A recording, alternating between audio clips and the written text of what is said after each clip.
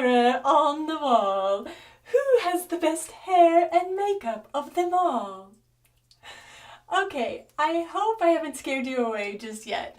And yes, you may be thinking, this chick has just crossed the line. But hang with me here for just a moment. I wanted to show you my mirror. The one I look at every day. The one I look intently into on most days.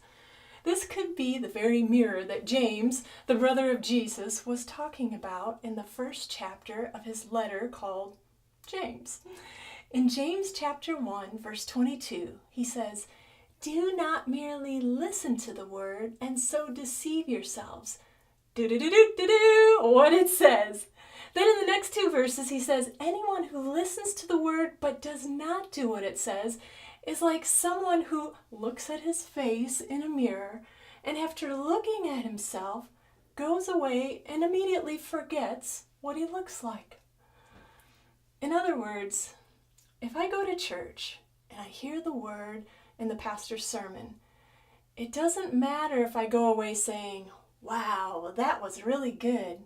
I was really convicted by that one, Pastor."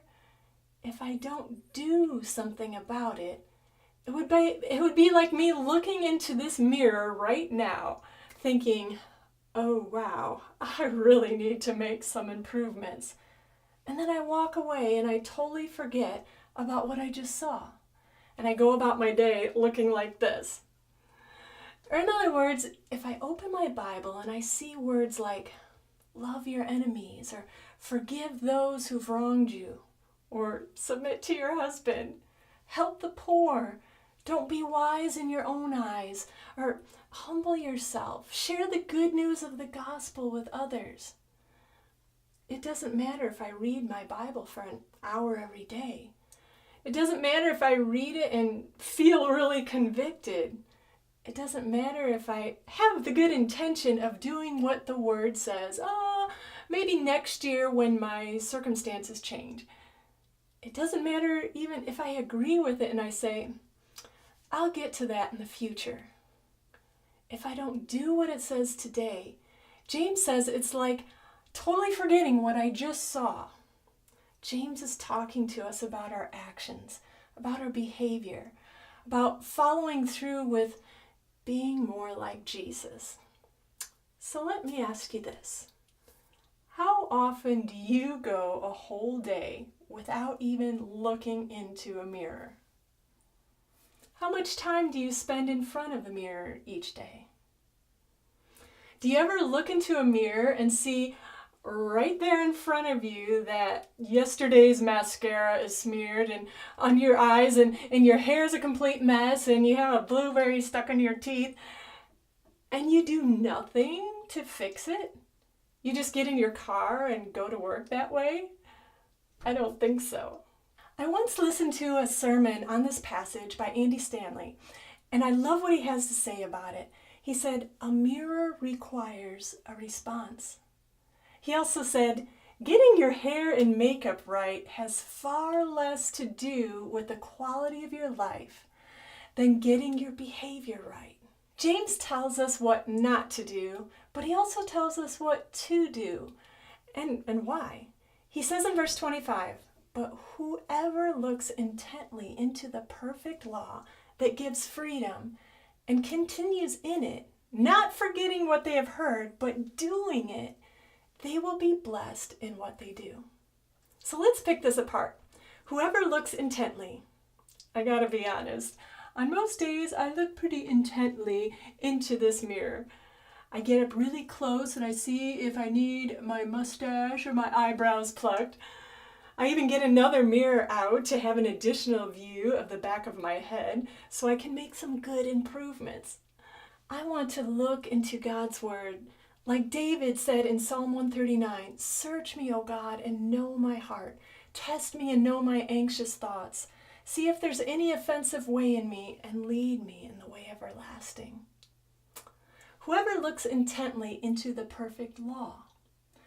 There were like 631 laws that Jesus melted down into two. Love the Lord your God with all your heart, soul, and mind, strength, and love your neighbor as yourself.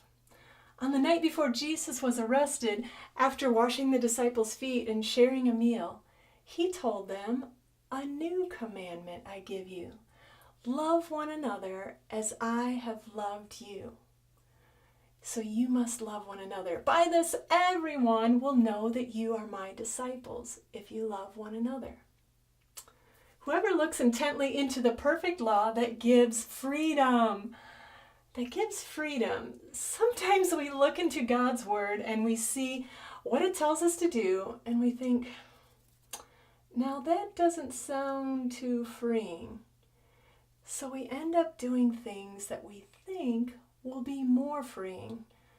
Kind of like Eve when she took the bite of the apple because it seemed to be more freeing to her at the moment. Hey, on my website, I talk a little bit more about just how obeying God's perfect law does give us freedom. But let's finish on this. But whoever looks intently into the perfect law that gives freedom and continues in it, not just once or twice a year, but continually, not forgetting what they have heard, but doing it, they will be blessed, or they will be happy in what they do. Now, being blessed in what you do does not guarantee you earthly riches, or it doesn't exempt you from trials. But being blessed means you will have an inner happiness and peace that only comes as we take action and obey God's freedom-giving word. I invite you this week to get into God's word. I also invite you to go to my website, see what it says about freedom. And let's live in God's freedom by doing the right actions together. Thanks, friends.